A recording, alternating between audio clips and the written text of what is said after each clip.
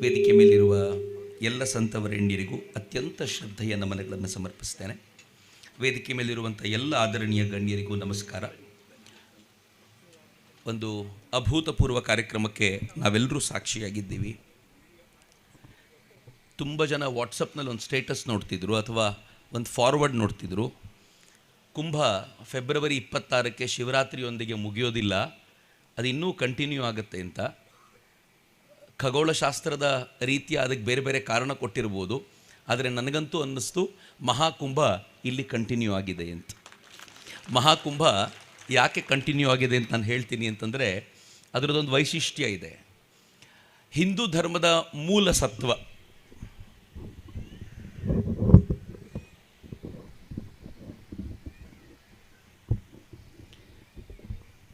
ಹಿಂದೂ ಧರ್ಮದ ಮೂಲ ಸತ್ವ ಏನು ಅಂತ ನೋಡಬೇಕು ಅಂತಂದರೆ ಮಹಾಕುಂಭಕ್ಕೆ ಹೋದವರಿಗೆ ಮಾತ್ರ ಅರ್ಥ ಆಗುತ್ತೆ ಅಂತ ನಾನು ಅನೇಕ ಬಾರಿ ಭಾವಿಸ್ತೀನಿ. ಪ್ರತಿಯೊಂದು ಧರ್ಮಕ್ಕೂ, ಪ್ರತಿಯೊಂದು ಮತ, ರಿಲಿಜನ್ ನೀವೇನಾದರೂ ಕರ್ಕೊಳ್ಳಿ, ಅದಕ್ಕೆ ತಿರುಳು ಅಂತೊಂದಿರುತ್ತೆ, ಆವರಣ ಅಂತೊಂದಿರುತ್ತೆ. ತಿರುಳು ಒಳಗಿನ ಪಲ್ಪ್. ನೀವೊಂದು ಮಾವಿನ ಹಣ್ಣು ತೊಗೊಂಡ್ರೆ ಸಿಪ್ಪೆ ಬೇರೆ, ಪಲ್ಪ್ ಬೇರೆ. ಸಿಪ್ಪೆನ ತಿಂದು ಮಾವಿನ ಹಣ್ಣು ಅಂತ ಹೇಳಲಿಕ್ಕಾಗೋದಿಲ್ಲ, ಪಲ್ಪೇ ತಿನ್ನಬೇಕು. ಕೆಲವೊಂದು ಸಲ ಸಿಪ್ಪೆ ಟೇಸ್ಟಾಗಿರುತ್ತೆ, ಸಿಪ್ಪೆ ಸಮೇತ ತಿನ್ಬೋದೇನೋ ಕೆಲವೊಂದು ಸಲ, ಆದರೆ ಎಲ್ಲ ಸಲವೂ ಹಾಗೆ ಅಲ್ಲ. ಪ್ರತಿಯೊಂದು ಮತಕ್ಕೂ, ಪ್ರತಿಯೊಂದು ಅಥವಾ ಇರುವ ಧರ್ಮ ಒಂದೇ ಅಂತ ಹೇಳೋದಾದರೆ ಅದಕ್ಕೂ ಕೂಡ ಪಲ್ಪ್ ಬೇರೆ ಇದೆ, ಸಿಪ್ಪೆ ಬೇರೆ ಇದೆ.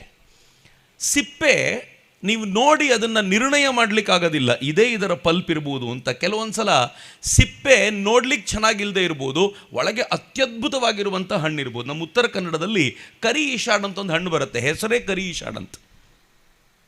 ಅದಕ್ಕೆ GI ಟ್ಯಾಗ್ ಇದೆ. ಈ ಕರಿ ಈಶಾಡ್ ಹಣ್ಣು ಮೇಲಿಂದ ನೋಡ್ಲಿಕ್ಕೆ ಅತ್ಯಂತ ಕೆಟ್ಟದಾಗಿ ಕಾಣುತ್ತೆ, ಭಾಳ ವಿಶೇಷವಾಗಿ ಏನು ಅನಿಸಲ್ಲ. ಆದರೆ ಹಣ್ಣು ಏನು ಅದ್ಭುತವಾಗಿರುತ್ತೆ ಅಂತಂದರೆ ತಿಂದವನಿಗೆ ಗೊತ್ತು ಆ ಹಣ್ಣಿನ ರುಚಿ ಎಂಥದ್ದು ಅಂತ. ಸೊ ಈ ದೃಷ್ಟಿಯಿಂದ ಹೇಳೋದಾದರೆ ಪ್ರತಿಯೊಂದು ಧರ್ಮಕ್ಕೂ ಹಾಗೆಯೇ. ಹಿಂದೂ ಧರ್ಮದ ತಿರುಳು ಏನು ಅಂತ ನೋಡಬೇಕು ಅಂತಂದರೆ, ನಿಜವಾದ ಹಿಂದೂ ಧರ್ಮ ಏನು ಅಂತ ನೋಡಬೇಕು ಅಂತಂದರೆ ಮಹಾಕುಂಭದಲ್ಲಿ ನೋಡಬೇಕಿತ್ತು. ಯಾರು ಸ್ನಾನ ಮಾಡ್ತಾನೋ ಮಹಾಕುಂಭದಲ್ಲಿ, ಸಂಗಮದಲ್ಲಿ ಮಿಂದೆದ್ದು, ಅವನ ಪಕ್ಕದಲ್ಲಿ ಸ್ನಾನ ಮಾಡುವ ಜಾತಿ ಯಾವುದು ಅಂತ ಯಾರಿಗೂ ಗೊತ್ತಿರಲಿಲ್ಲ. ಅಕ್ಕಪಕ್ಕದಲ್ಲಿ ಎಲ್ಲರೂ ಇನ್ನೊಬ್ಬ ಜಾತಿ ಮತ್ತೊಬ್ಬ ಜಾತಿ ಎಲ್ಲರೂ ಪಕ್ಕದಲ್ಲೇ ಸ್ನಾನ ಮಾಡಿ ಏಳುವಂಥ ವ್ಯವಸ್ಥೆ. ಹಿಂದೂ ಧರ್ಮವನ್ನು ಸದಾಕಾಲ ದೂಷಿಸುವಂಥವರಿಗೂ ಕೂಡ ಮಹಾಕುಂಭಕ್ಕೆ ಹೋಗಿ ಬಂದರೆ ಗೊತ್ತಿರ್ತಿತ್ತು, ಅಲ್ಲಿ ಬ್ರಾಹ್ಮಣರಿಗೆ ಬೇರೆ ಗೇಟ್ ಇರಲಿಲ್ಲ, ಲಿಂಗಾಯತರಿಗೆ ಬೇರೆ ಗೇಟ್ ಇರಲಿಲ್ಲ, ಒಕ್ಕಲಿಗರಿಗೆ ಬೇರೆ ಗೇಟ್ ಇರಲಿಲ್ಲ, ಅಲ್ಲಿ ಮಾದಿಗ ಸಮಾಜಕ್ಕೆ ಬೇರೆ ಗೇಟ್ ಇರಲಿಲ್ಲ, ಎಲ್ಲ ಬೇರೆ ಬೇರೆ ಗೇಟ್ ಇರಲಿಲ್ಲ. ಎಲ್ಲರೂ ಒಂದೇ ಗೇಟಲ್ಲಿ ಬಂದವರು, ಒಂದೇ ಸಂಗಮದಲ್ಲಿ ಮಿಂದೆದ್ದು ನಾವೆಲ್ಲರೂ ಈ ನಾಡಿನ ಶ್ರದ್ಧೆಯನ್ನು ಪಾಲಿಸುವಂಥವರು ಅಂತ ಭಾವಿಸೋದಿತ್ತಲ್ಲ, ಅದು ಮಹಾಸಂಗಮ. ಅದಕ್ಕೆ ಕುಂಭ ವಿಶೇಷ. ಕುಂಭದಲ್ಲಿ ಮುನಿಯಪ್ಪನವ್ರು ಬೇರೆ ಆಗಿರಲಿಲ್ಲ, ನಾನು ಬೇರೆ ಆಗಿರಲಿಲ್ಲ. ಅವ್ರು ರಾಜಕಾರಣಿಗಳಪ್ಪ, ಅವ್ರಿಗೆ ಸೆಪ್ರೇಟ್ ಕೊಡಿ ಅಂತೇನಿರಲಿಲ್ಲ. ಅವರು ಅಲ್ಲಿ ಸ್ನಾನ ಮಾಡಿದರೆ ನಾನು ಕೂಡ ಅಲ್ಲಿಗೆ ಹೋಗಿದ್ರೆ ನಾನು ಸ್ನಾನ ಮಾಡಿದ್ದೀನಿ. ಜೊತೆಯಲ್ಲೇ ಒಂದೇ ಸಂಗಮದಲ್ಲಿ ಸ್ನಾನ ಮಾಡುವ ಮೇಲು ಕೀಳುಗಳು ಅಂತಸ್ತಿನ ಆಧಾರದ ಮೇಲೂ ಇಲ್ಲದೆ ಇರುವಂಥ ಭಾವ ಎಲ್ಲಾದರೂ ಇದ್ದರೆ ಅದು ಹಿಂದೂ ಧರ್ಮದಲ್ಲಿದೆ ಅನ್ನೋದು ಕುಂಭದಲ್ಲಿ ಅರ್ಥ ಆಗ್ತಿತ್ತು ಅಂತ. ನನಗೆ ಆ ದಿಕ್ಕಲ್ಲಿ ನೋಡಿದರೆ ಇದನ್ನು ಮಹಾಕುಂಭ ಅಂತ ನಾನು ಯಾಕೆ ಭಾವಿಸ್ತೀನಿ ಅಂತಂದರೆ, ಇಲ್ಲೂ ಯಾವ ಮೇಲೂ ಕೀಳು ಇಲ್ಲ. ನಿಜವಾದ ಹಿಂದೂ ಧರ್ಮದ ತಿರುಳು ಇದು ಅನ್ನೋದನ್ನು ನಾವು ಮತ್ತೊಮ್ಮೆ ಸಾಬೀತುಪಡಿಸ್ಲಿಕ್ಕೋಸ್ಕರ ಇದೊಂದು ಅದ್ಭುತವಾಗಿರುವಂಥ ವಾತಾವರಣವಾಗಿ ಕ್ರಿಯೇಟ್ ಆಯ್ತಲ್ಲ, ಇಲ್ಲೂ ಕೂಡ ಅಂಥದ್ದೇ ಒಂದು ಪ್ರಯತ್ನ ಆಯಿತು. ಈ ಪ್ರಯತ್ನವನ್ನು ನಿರ್ಮಾಣ ಮಾಡಿಕೊಟ್ಟಿರುವಂಥ ಸ್ವಾಮೀಜಿಯವರಿಗೆ ನಾನು ಹೃತ್ಪೂರ್ವಕವಾದ ಕೃತಜ್ಞತೆ ಸಮರ್ಪಿಸ್ತೀನಿ. ಈ ಕಾರ್ಯಕ್ರಮಕ್ಕೆ ಬರಬೇಕು ಅಂತಂದಾಗ, ಇನ್ಫ್ಯಾಕ್ಟ್ ಇವತ್ತು ಸಂಜೆ ಒಂದು ಕಾರ್ಯಕ್ರಮ ಇದೆ ಬೆಂಗಳೂರಿನಲ್ಲಿ, ನಾನು ಬರಲ್ಲ ಅಂತಂದೆ. ಅವ್ರಿಗೆ ಫೋನ್ ಮಾಡಿ ಹೇಳಿದೆ, ಅದೊಂದು ಕಾರ್ಯಕ್ರಮಕ್ಕೆ ನನಗೆ ಅನುಮತಿ ಕೊಡಿ, ಇನ್ನೊಮ್ಮೆ ಬರ್ತೀನಿ ಈ ಕಾರ್ಯಕ್ರಮಕ್ಕೆ. ಆದರೆ ಈ ಕಾರ್ಯಕ್ರಮಕ್ಕೆ ಸಾಕ್ಷಿಯಾಗಾದರೂ ಹೋಗಿ ಕೂತ್ಕೋಬೇಕು. ಯಾಕೆ ಅಂತಂದರೆ ಬಸವಣ್ಣವ್ರ ಬಗ್ಗೆ ತುಂಬ ಮಾತಾಡಿದ್ದೀವಿ ನಾವು, ಶಂಕರಾಚಾರ್ಯರ ಕಾಲಘಟ್ಟದ ಬಗ್ಗೆ ತುಂಬ ಮಾತಾಡಿದ್ದೀವಿ. ಆದರೆ ನಮ್ಮ ಕಾಲಘಟ್ಟದಲ್ಲಿ ಈ ಥರದೊಂದು ಪರಿವರ್ತನೆಯ ಹೆಜ್ಜೆ ಯಾರಾದರೂ ಇಡ್ತಾ ಇರುವಾಗ ಅದು ನೋಡ್ಲಿಕ್ಕಾದರೂ ಕೂತ್ಕೊಳ್ಳೋದು ಮಹಾಭಾಗ್ಯ ಅಂತ ನಾನು ಭಾವಿಸ್ಕೊಂಡು ಬಂದೆ. ಆದರೆ ಮಾತನಾಡ್ಲಿಕ್ಕೆ ಹಾಕಿದ್ರು ಅಂತ ನಂಗೆ ಗೊತ್ತಿರಲಿಲ್ಲ. ಆನಂತರ ಗೊತ್ತಾಯಿತು ಮಾತನಾಡ್ಲಿಕ್ಕೆ ಹೇಳಿದ್ದಾರೆ, ಗುರುಗಳ ಆದೇಶ ಅಂತ. ಮಿತ್ರರೇ, ಗುರುಗಳ ದೃಷ್ಟಿಯಿಂದ ಹೇಳಬೇಕಾದಾಗ ಅನೇಕರು ಹೇಳ್ತಾರೆ ಗುರುಗಳೇ ಅದನ್ನು ಕ್ಲಿಯರ್ ಮಾಡಬೇಕು. ಆನಂತರ ಅನೇಕರು ಹೇಳ್ತಾರೆ ಗುರುಗಳು ಒಂದು ಕ್ರಾಂತಿಕಾರಿ ಹೆಜ್ಜೆ ಇಟ್ಟಿದ್ದಾರೆ ಅಂತ. ಆದರೆ ನನಗನ್ಸುತ್ತೆ ಅವರು ಕ್ರಾಂತಿಕಾರಿ ಹೆಜ್ಜೆ ಇಡಬೇಕು ಅಂತ ಈ ಕೆಲಸ ಮಾಡಿದ್ದಲ್ಲ ಅಂತ. ಅವರ ಅಂತಃಕರಣ ಎಷ್ಟು ವಿಶಾಲವಾಗಿದೆ ಅಂತಂದರೆ, ಅವರ ಅಂತಃಕರಣ ಎಷ್ಟು ವಿಸ್ತಾರವಾಗಿದೆ ಅಂತಂದರೆ, ಇಡೀ ಜಗತ್ತನ್ನೇ ತಮ್ಮ ಅಂತಃಕರಣದೊಳಗೆ ತುಂಬಿಕೊಂಡಿರುವಂಥ ಮನುಷ್ಯನಿಗೆ ಕ್ರಾಂತಿ ಮಾಡಬೇಕು ಅನ್ನೋ ಕಾರಣಕ್ಕೋಸ್ಕರ ಈ ಪೀಠ ಸ್ಥಾಪನೆ ಅಂತ ನಾನಂತೂ ಭಾವಿಸೋದಿಲ್ಲ. ಅವರ ಅಂತಃಕರಣದ ಕಾರಣಕ್ಕೋಸ್ಕರವೇ ಈ ಪೀಠ ಸ್ಥಾಪನೆಯಾಗಿರೋದು. ಅವರ ಅಂತಃಕರಣದ ಕಾರಣದಿಂದಾಗಿಯೇ ಅವರು ಗುರುಗಳಿಗೆ ಅತ್ಯಂತ ಪ್ರೀತಿಯಿಂದ ಈ ಒಂದು ಪೀಠವನ್ನು ಧಾರೆ ಎರೆದು ಅವರಿಗೆ ಗುರುಪೀಠದಲ್ಲಿ ಕೂರಿಸಿ ಎಷ್ಟು ಪ್ರೀತಿಯಿಂದ ಮಾಡಿದ್ದಾರೆ.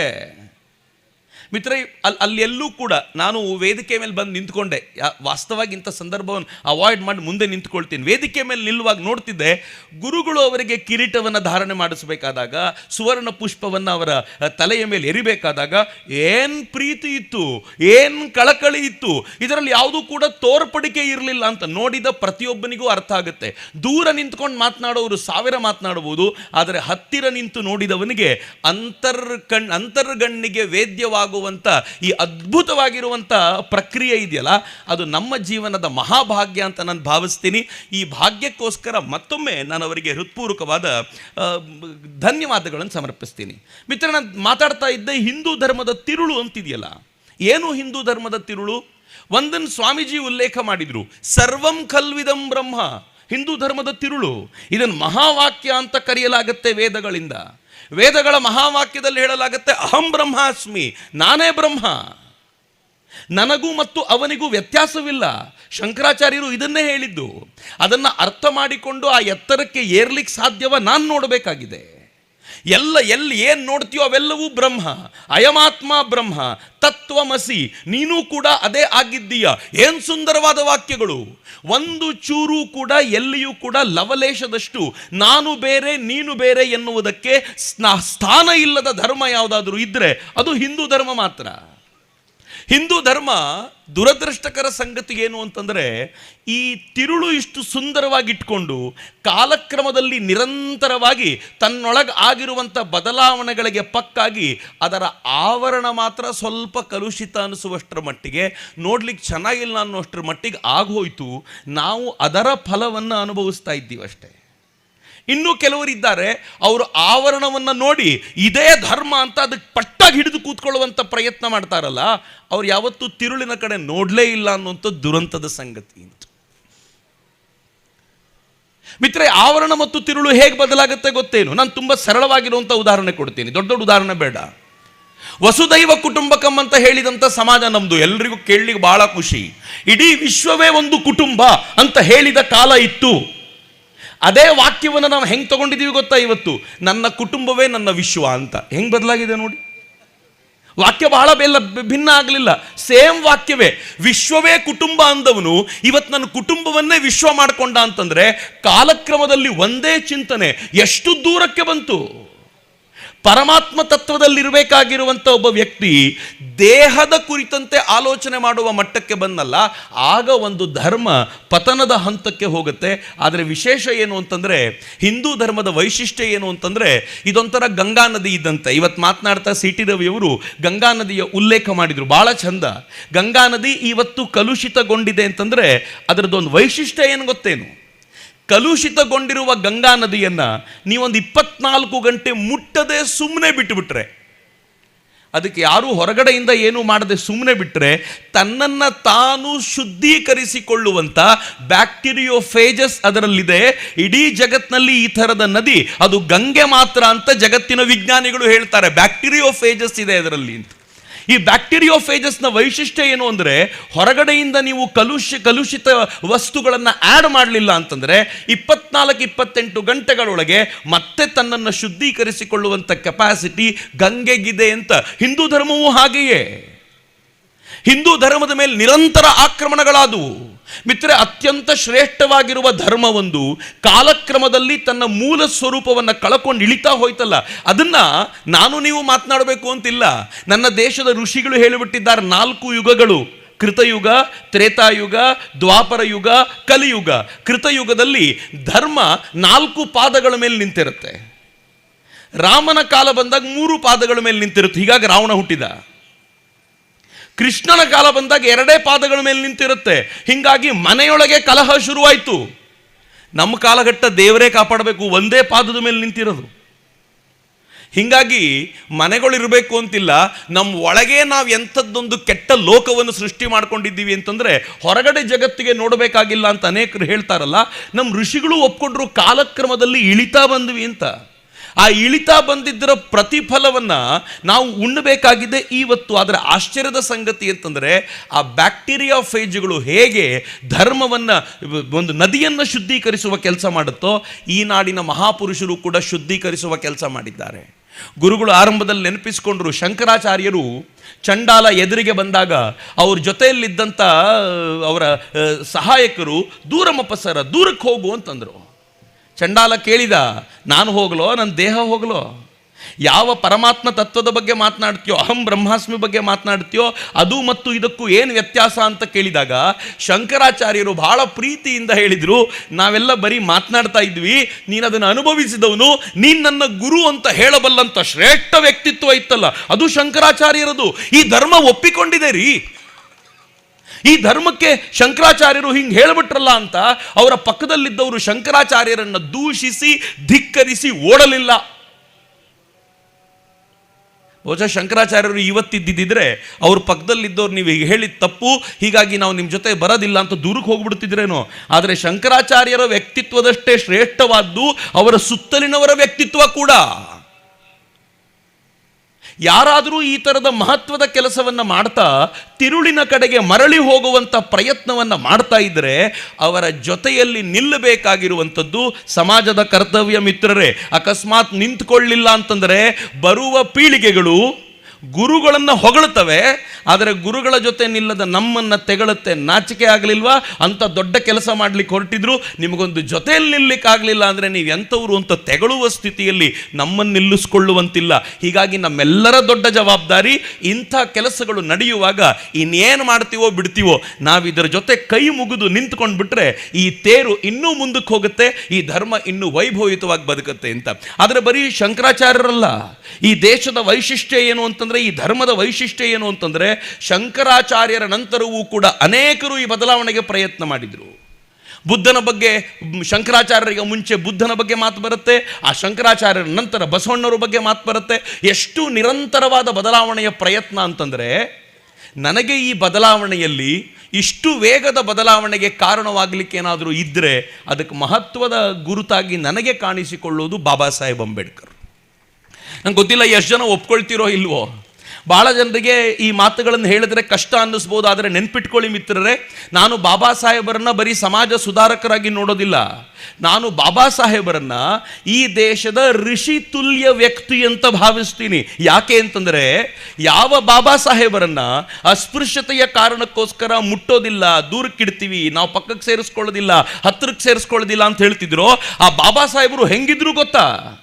ಅವರ ಲೈಬ್ರರಿನಲ್ಲಿ, ನಂಗೆ ಗೊತ್ತು ಇಲ್ಲಿರುವಂಥ ಬಹುತೇಕರು ನಂಬಲಿಕ್ಕೆ ಸಾಧ್ಯ ಇಲ್ಲ, ಅವರ ಪರ್ಸನಲ್ ಲೈಬ್ರರಿನಲ್ಲಿ 2.5 ಲಕ್ಷ ಪುಸ್ತಕ ಇದ್ವು. ಅವರು ಅಮೆರಿಕಕ್ಕೆ ಓದಲಿಕ್ಕೆ ಅಂತ ಹೋದಾಗ ವಾಪಸ್ ಬರಬೇಕಾದ್ರೆ ಅಲ್ಲಿಂದ 8,000 ಪುಸ್ತಕಗಳ ಗುಚ್ಛವನ್ನು ತಗೊಂಡು ಬರ್ತಾರೆ. ಅಧ್ಯಯನದ ವಿಚಾರದಲ್ಲಿ ಅವತ್ತಾಗಲಿ ಇವತ್ತಾಗಲಿ ಬಾಬಾ ಸಾಹೇಬರನ್ನ ಸಮಗಟ್ಟುವಂಥ ಮತ್ತೊಬ್ಬ ವ್ಯಕ್ತಿ ಇರಲಿಲ್ಲ. ಆದರೆ ಬಾಬಾ ಸಾಹೇಬರನ್ನ ಕೇಳಿ ನೋಡಿ, ಯಾತಕ್ಕೆ ಅಧ್ಯಯನ ಮಾಡ್ತೀರಾ ಅಂತಂದರೆ, ನನ್ನ ಸಮಾಜಕ್ಕೆ ಗೌರವ ಇಲ್ಲ, ಈ ಸಮಾಜವನ್ನು ಮೇಲೆತ್ತಲಿಕ್ಕೋಸ್ಕರ ಎಲ್ಲವನ್ನೂ ಧಾರೆ ಎರಲಿಕ್ಕೆ ಸಿದ್ಧ ಇದ್ದೀನಿ ಅಂತ ಸಿಗುವ ಎಲ್ಲ ಸೌಕರ್ಯಗಳನ್ನು, ಅವಕಾಶಗಳನ್ನು ಧಿಕ್ಕರಿಸಿ ಸಮಾಜಕ್ಕೋಸ್ಕರ ಬದುಕಿದ್ರಲ್ಲ. ಮತ್ತು ಬದುಕಿದ್ದು ಹೇಗೆ? ನಾನು ಸಾಯೋಕ್ಕಿಂತ ಮುಂಚೆ ನನ್ನ ಸಮಾಜಕ್ಕೊಂದು ಸರಿಯಾದ ದಿಕ್ಕು ತೋರಿಸಿ ಹೋಗಬೇಕು ಅಂತ ಹಠ ಹಿಡಿದು ಕೆಲಸ ಮಾಡಿದರ ಪರಿಣಾಮವಾಗಿ ಇವತ್ತು ನಾನು ನೀವು ಇಷ್ಟು ಜೋರಾಗಿ ಮಾತನಾಡ್ತಾ ಇದ್ದೀವಿ. ಇಲ್ಲ ಹೋಗಿದ್ರೆ ಮಾತನಾಡ್ಲಿಕ್ಕೆ ಆಗ್ತಿರ್ಲಿಲ್ಲ ರೀ ಮಿತ್ರ. ಇವತ್ತು ದನಿ ಇಲ್ಲ ಅಂತ ಸ್ವಾಮೀಜಿ ಹೇಳ್ತಿದ್ರಲ್ಲ, ದನಿ ಇಲ್ಲ ಅಂತ. ಆದರೆ ಬಾಬಾ ಸಾಹೇಬರು ಒಂದು ದನಿಯನ್ನು ಹೆಂಗೆ ಕಟ್ಟಿಕೊಟ್ರು ಗೊತ್ತಾ? ಅಕಸ್ಮಾತ್ ಆ ಥರದ ವ್ಯಕ್ತಿಗಳು ಬರದೇ ಹೋಗಿದ್ದಿದ್ರೆ ನಾವೇನಂದಿರ್ತಿದ್ವಿ ಗೊತ್ತಾ? ಹಿಂದೂ ಧರ್ಮ ಕಾಲಕ್ರಮದಲ್ಲಿ ನಿಧಾನವಾಗಿ ಎಲ್ಲ ಬದಲಾವಣೆಗಳಿಗೆ ಒಗ್ಗಿಕೊಳ್ಳುತ್ತೆ ಅಂತ ಹೇಳಿಕೊಂಡು ಕಾಲವನ್ನು ಹಿಂಗೆ ತಳ್ತಾ ಹೋಗಿರ್ತಿದ್ವಿ. ಬದಲಾವಣೆ ಇನ್ಯಾವತ್ತು ಬರ್ತಿತ್ತೋ. ಆದರೆ ಒಬ್ಬ ಪುಣ್ಯಾತ್ಮ ಸ್ವಾತಂತ್ರ್ಯ ಬಂದ 75 ವರ್ಷಗಳಲ್ಲಿ ಎಲ್ಲ ಬದಲಾವಣೆ ಬರುವಂತೆ ಮಾಡಿದ್ದಲ್ಲದೆ ಇವತ್ತು ಅದಕ್ಕೊಂದು ದನಿಯಾಗಿ ನಿಲ್ಲುವಂಥ ಒಂದು ಪ್ರಯತ್ನ ಆಯ್ತಲ್ಲ, ನನಗೆ ಆ ಕಾರಣಕ್ಕೋಸ್ಕರ ಬಹಳ ಹೆಮ್ಮೆ ಅನಿಸುತ್ತೆ. ನಾವು ಈ ಸಂದರ್ಭದಲ್ಲಿ ನೆನಪಿಸಿಕೊಳ್ಳಬೇಕಾದಂಥ ವ್ಯಕ್ತಿತ್ವ ಅನಿಸುತ್ತೆ. ಹಾಗಂತ ಬಾಬಾ ಸಾಹೇಬರು ಮಾತ್ರ ಅಲ್ಲ, ಅವರ ಸಮಕಾಲೀನರಾಗಿದ್ದ ಸಾವರ್ಕರ್ ಏನು ಹೇಳಿದ್ರು ಗೊತ್ತಾ? ಚಿತ್ಪಾವನ ಬ್ರಾಹ್ಮಣ ಕಮ್ಯುನಿಟಿಯಲ್ಲಿ ಹುಟ್ಟಿದಂಥ ಸಾವರ್ಕರ್ರು ಅವ್ರು ಏನು ಹೇಳಿದ್ರು ಗೊತ್ತಾ? ನಾವೆಲ್ಲರೂ ಸಾವರ್ಕರ್ನ ಬಹಳ ಹೊಗಳಿ ಸಾವರ್ಕರ್ನ ಅಟ್ಟದ ಮೇಲೆ ಕೂರಿಸ್ಕೊಂಡು ಬಹಳ ಖುಷಿಯಿಂದ ಹೆಮ್ಮೆಯಿಂದ ಹೇಳ್ತೀವಲ್ಲ, ನೆನಪಿಟ್ಕೊಳ್ಳಿ, ಸಾವರ್ಕರ್ ಹೇಳಿದ ಮಾತು ಏನಿತ್ತು ಅಂತಂದರೆ, ಈ ನಾಡಿನಿಂದ ರೋಟಿ ಬಂದಿ ಹೋಗಬೇಕು, ನಾವು ಜೊತೆಯಲ್ಲಿ ಕೂತು ಊಟ ಮಾಡೋದಿಲ್ಲ ಅನ್ನುವಂಥ ಬಂದಿ ಹೋಗಬೇಕು, ಬೇಟಿ ಬಂದಿ ಹೋಗಬೇಕು, ನನ್ನ ಹೆಣ್ಣನ್ನ ಇಂಥ ಜಾತಿಯವರಿಗೆ ಕೊಡೋದಿಲ್ಲ ಎನ್ನುವಂಥ ಬೇಟಿ ಬಂದಿ ಹೋಗಬೇಕು, ಶುದ್ಧಿ ಬಂದಿ ಹೋಗಬೇಕು, ಯಾರಾದರೂ ಬೇರೆ ಮತದವರು ವಾಪಸ್ ಬರ್ತೀವಿ ಅಂತಂದ್ರೆ ಅವ್ರನ್ನ ಸೇರಿಸ್ಕೊಳ್ಳೋದಿಲ್ಲ ಅನ್ನುವಂಥ ಶುದ್ಧಿ ಬಂದಿ ಹೋಗಬೇಕು, ಸ್ಪರ್ಶ ಬಂದಿ ಹೋಗಬೇಕು, ನಾವು ಮುಟ್ಟಿಸ್ಕೊಳ್ಳೋದಿಲ್ಲ ಅನ್ನುವಂಥ ಈ ಬಂಧನ ಏನಿದೆ ಈ ಬಂಧನವನ್ನು ತೊಡಿಬೇಕು. ಸಾವರ್ಕರ್ ಹೇಳಿದ್ದಿದೆಲ್ಲ. ಸಾವರ್ಕರ್ನ ಹಿಂದುತ್ವದ ನೇತಾರ ಅಂತ ನಾವು ಕರಿಬೇಕಾದಾಗ ಸಾವರ್ಕರ್ ಹೇಳಿರುವಂಥ ಈ ಮಾತುಗಳೊಂದಿಗೆ ಅವರನ್ನ ನೇತಾರ ಅಂತ ಒಪ್ಕೊಳ್ಬೇಕು. ಯಾವಾಗ ಈ ಪ್ರಕ್ರಿಯೆ ನಮ್ಮೊಳಗೆ ಒಂದು ಬದಲಾವಣೆಯನ್ನು ತರಲಿಕ್ಕೆ ಸಾಧ್ಯವಾಗುತ್ತಲ್ಲ, ನನಗನ್ಸುತ್ತೆ ಆಗ ಒಂದು ಹೊಸ ರಾಷ್ಟ್ರದ ನಿರ್ಮಾಣಕ್ಕೆ ನಾವು ಅಡಿ ಇಟ್ಟಂತಾಗುತ್ತೆ ಅಂತ ಸ್ವಾಮೀಜಿ ಈಗ ಒಂದು ಅದ್ಭುತವಾಗಿರುವಂಥ ಮಾರ್ಗದರ್ಶನ ಮಾಡಿ ಮುಂದಕ್ಕೆ ನಡೆದಿದ್ದಾರೆ. ನಾವು ಮಾಡಬೇಕಾಗಿರೋದು ಇಷ್ಟೇ, ನೀವು ನಡೆದಿರುವಂಥ ದಾರಿಯಲ್ಲಿ ನಾವು ಸೈಲೆಂಟಾಗಿ ನಡ್ಕೊಂಡು ಬರ್ತೀವಿ ಅಂತ. ಮುಂದಿರುವ ಕಲ್ಲುಗಳನ್ನು ಮುಳ್ಳುಗಳನ್ನು ಸರಿಸಿ ಅವ್ರ ಹೆಜ್ಜೆ ದಾರಿ ಮಾಡ್ಕೊಂಡು ಹೋಗ್ತಿದ್ದಾರೆ. ನಮಗೇನೂ ಕೆಲಸ ಇಲ್ಲ ರೀ, ಅವರು ದಾರಿ ಮಾಡ್ಕೊಂಡು ಹೋಗ್ತಿದ್ದಾರಲ್ಲ, ಅವ್ರ ಹಿಂದೆ ನಡ್ಕೊಂಡು ಹೋಗಿ ನಾವು ನಿಮ್ಮ ಹಿಂದೆ ಬರ್ತೀವಿ ಸ್ವಾಮೀಜಿ ಅಂದ್ರೂ ಸಾಕು, ಮುಳ್ಳೆಲ್ಲ ಅವ್ರು ಚುಚ್ಕೊಳ್ತಾರೆ, ನಾವು ಬರೀ ದಾರಿಯಲ್ಲಿ ನಡ್ಕೊಂಡು ಹೋದರೆ ಸಾಕು ಅಂತ ಸ್ವಾಮೀಜಿ ಅಂಥದ್ದೊಂದು ಮಹೋನ್ನತವಾಗಿರುವಂಥ ಕೆಲಸ ಮಾಡಿದ್ದಾರೆ ಅಂತ ನನಗೆ ಯಾವಾಗಲೂ ಅನಿಸುತ್ತೆ. ಸ್ವಾಮಿ ವಿವೇಕಾನಂದರ ಬಳಿ ಬಹುಶಃ ಕಾಶಿಯಲ್ಲಾದಂಥ ಘಟನೆ ಅನಿಸುತ್ತೆ. ಒಬ್ಬ ಪಂಡಿತ ಬಂದು ಚರ್ಚೆ ಮಾಡ್ತಾನೆ. ಪಂಡಿತ ಧರ್ಮದ ಬಗ್ಗೆ ಏನೋ ಚರ್ಚೆ ಮಾಡಬೇಕು ಅಂತ ಹೇಳಿದಾಗ ವಿವೇಕಾನಂದರು ಹೇಳ್ತಾರೆ, ಸಾಧು ಧರ್ಮ ಚರ್ಚಾ ಛೋಡ್ ಕರ್ಮ ಚರ್ಚಾ ಕರ್ ಅಂತಾರೆ. ಧರ್ಮ ಚರ್ಚೆ ಇನ್ನೆಷ್ಟು ಮಾಡ್ತೀಯ ಕಣಯ್ಯ, ಧರ್ಮ ಚರ್ಚೆಯನ್ನು ಬಿಡು, ಇನ್ನು ಮಾಡಬೇಕಾಗಿರುವ ಕೆಲಸಗಳ ಬಗ್ಗೆ ಚರ್ಚೆ ಮಾಡು. ಹಿಂದೂ ಧರ್ಮದ ಪುನರುದ್ಧಾರಕ್ಕಾಗಿ ನಾವು ಮಾಡಬೇಕಾಗಿರುವಂಥ ಕೆಲಸ ಬೇಕಾದಷ್ಟಿದೆ ಅಂತ ವಿವೇಕಾನಂದರು ಹೇಳಿದ್ರಲ್ಲ, ನನಗನ್ಸುತ್ತೆ ಆ ಮಾತನ್ನು ಅಕ್ಷರಶಃ ಸ್ವಾಮೀಜಿ ಇನ್ನೂ ಗಂಭೀರವಾಗಿ ತೆಗೆದುಕೊಂಡು ಕರ್ಮವನ್ನೂ ಮಾಡ್ತಾ ಧರ್ಮವನ್ನು ಅದಕ್ಕೆ ಸ್ಥಾಪಿಸಿ ನಿಜಾರ್ಥದಲ್ಲಿ ಧರ್ಮಗುರುಗಳಾಗಿದ್ದೀರಿ ಅಂತ ಅನಿಸುತ್ತೆ ನನಗೆ. ಪೀಠಾಧೀಶರಾಗುವಾಗ ಹೊಸ ಸ್ವಾಮೀಜಿಯವರು ಪೀಠಾಧೀಶರಾಗಿದ್ದಾರೆ. ಪೀಠಾಧೀಶರಾಗೋದು ಅಂದರೆ ಬಹಳ ಕಷ್ಟ ಅಂತ ಎಲ್ರಿಗೂ ಗೊತ್ತಿರುವ, ಎಲ್ಲರೂ ಪೀಠದವರಿಗೆ ಗೊತ್ತಿದೆ. ಅದೊಂಥರ ಮುಳ್ಳಿನ ಕುರ್ಚಿಯೇ, ನೋಡ್ಲಿಕ್ಕೆ ಭಾಳ ಚಂದ ಕಾಣತ್ರಿ ಅಲ್ಲಿ ಕೂತಿದ್ದಾರೆ ಅಂತ, ಆದರೆ ಅವರಿಗೆ ಮಾತ್ರ ಗೊತ್ತಿರುತ್ತೆ ಎಂಥ ಮುಳ್ಳಿನ ಕುರ್ಚಿ ಮೇಲೆ ಕೂತಿದ್ದೀವಿ ಅಂತ. ಅವರಿಗೆ ಎಲ್ಲವನ್ನೂ ಒಂದು ಸಂಸಾರವನ್ನು ನಡೆಸಬೇಕಾದಾಗ ಒಂದು ಮನೆ, ಅವರು ಪ್ರತಿಯೊಬ್ಬ ಭಕ್ತರನ್ನು ಕೂಡ ಒಂದೊಂದು ಮನೆಯನ್ನು ಕೂಡ ಒಂದೊಂದು ಯೂನಿಟ್ ಆಗಿ ಅದನ್ನು ನೋಡಿಕೊಂಡು ಅದರ ಎಲ್ಲ ಭಾರವನ್ನು ತಲೆ ಮೇಲೆ ಹೊತ್ಕೊಳ್ಬೇಕಲ್ಲ. ಪೀಠಾಧೀಶರ ಕೆಲಸ ಸುಲಭ ಅಲ್ಲ, ಆದರೆ ಆ ಕೆಲಸವನ್ನು ಮಾಡ್ತಾ ಧರ್ಮ ರಕ್ಷಣೆಗೋಸ್ಕರ ತಮ್ಮನ್ನು ತಾವು ಸವಿದುಕೊಳ್ಳೋದಿದೆಯಲ್ಲ, ಇದು ಬಹಳ ವಿಶೇಷವಾಗಿರುವಂಥ ಕೆಲಸ. ಆ ಜವಾಬ್ದಾರಿಯನ್ನು ಹೊಸ ಪೀಠಾಧೀಶರಿಗೆ ಅವರು ಕರುಣಿಸಿ ಧರ್ಮ ಗುರುಗಳಾಗುವಂತೆ ಅವರನ್ನು ಅನುಗ್ರಹಿಸಿದ್ದಾರಲ್ಲ, ಇದು ಬಹಳ ವಿಶೇಷ. ಮಿತ್ರ, ಹಿಂದೂ ಧರ್ಮಕ್ಕೆ ಇವತ್ತು ಏನು ದೊಡ್ಡ ಪ್ರಾಬ್ಲಮ್ ಇದೆ ಅಂತ ಕೇಳಿದರೆ ನಂಗೆ ಗೊತ್ತು. ಇಲ್ಲಿ ಕುಳಿತಿರುವ ಪ್ರತಿಯೊಬ್ಬರು ಹೇಳುವಂಥ ಎರಡು ಸಂಗತಿಗಳಿವೆ. ಮೊದಲನೇದು ಲವ್ ಜಿಹಾದ್ ಆಗುತ್ತೆ, ಎರಡನೇದು ಮತಾಂತರ ಆಗುತ್ತೆ. ನೀವು ನನ್ನನ್ನು ಕೇಳೋದಾದರೆ ಇವೆರಡೂ ಪ್ರಾಬ್ಲಮ್ಮೇ ಅಲ್ಲ, ದೊಡ್ಡ ಪ್ರಾಬ್ಲಮ್ ಅಲ್ವೇ ಅಲ್ಲ. ದೊಡ್ಡ ಪ್ರಾಬ್ಲಮ್ ಏನು ಗೊತ್ತೇನು? ಹಿಂದೂ ಧರ್ಮದ ಹೊಸ ಪೀಳಿಗೆಯ ತರುಣರಲ್ಲಿ ಧರ್ಮಶ್ರದ್ಧೆ ವೇಗವಾಗಿ ಮರೆಯಾಗ್ತಾ ಇದೆ ಅನ್ನೋದೇ ದೊಡ್ಡ ಸಮಸ್ಯೆ ಇರೋದು, ಇನ್ಯಾವ ಸಮಸ್ಯೆಯೂ ದೊಡ್ಡದ್ದಲ್ಲ. ಧರ್ಮಶ್ರದ್ಧೆ ಎಲ್ಲಿದೆಯೋ ಅಲ್ಲಿ ಮತ್ತೊಬ್ಬ ಬಂದು ಎಳ್ಕೊಂಡು ಹೋಗಲಿಕ್ಕೆ ಸಾಧ್ಯವಿಲ್ಲದೆ ಇರುವಂಥ ಅಖಂಡವಾಗಿರುವಂಥ ತಾಕತ್ತು ನಿರ್ಮಾಣಗೊಳ್ಳುತ್ತೆ. ಆ ತಾಕತ್ತು ನಿರ್ಮಾಣ ಮಾಡೋದರಲ್ಲಿ ನಾವೆಲ್ಲರೂ ಪ್ರಯತ್ನ ಪಡಬೇಕಾಗಿದೆ. ನಾವೆಲ್ಲರೂ ನಮ್ಮ ಸಮಾಜವನ್ನು ಆ ಧರ್ಮಶ್ರದ್ಧೆಯತ್ತ ಕೊಂಡೊಯ್ಯಬೇಕಾಗಿದೆ. ಧರ್ಮಶ್ರದ್ಧೆ ಅಂದರೆ ಯಾವುದು ಗೊತ್ತಾ? ಯಾವುದು ಆವರಣ ಇದೆಯೋ, ಸಿಪ್ಪೆ ಇದೆಯೋ, ಅದು ಹಿಂದೂ ಧರ್ಮ ಅಲ್ಲ ಕಣಪ್ಪ. ಹಿಂದೂ ಧರ್ಮದ ಒಳಗೆ ತಿರುಳಿದೆಯಲ್ಲ, ಆ ತಿರುಳಿನತ್ತ ನಿನ್ನನ್ನು ಕರ್ಕೊಂಡು ಹೋಗ್ತೀನಿ ಬಾ ಅಂತ ಕೈ ಹಿಡಿದು ಕರ್ಕೊಂಡು ಹೋಗಬಲ್ಲಂಥ ಜನ ಬೇಕಾಗಿದ್ದಾರೆ.